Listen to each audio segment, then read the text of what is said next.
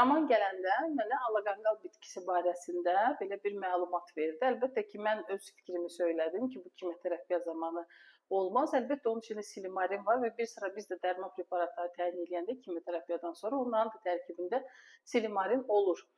Bu kimə təyin olunur? Kimin qaraciyər sınaqları yüksəkdirsə də, kimyoterapiyanı daha toksik keçirirsə də və ALT-AST qanda artırsa da bunu təyin edə bilərik.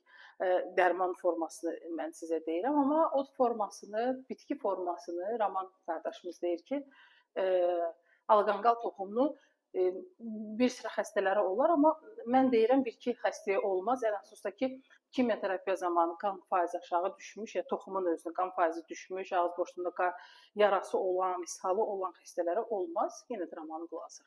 Bəli, onu deyim ki, mən inşallah ki, həkim dediyini eləyirdim hər zaman, nə deyibsə onu eləmişəm və onunla yanaşı alaqanqal toxumundan istifadə eləyirdim.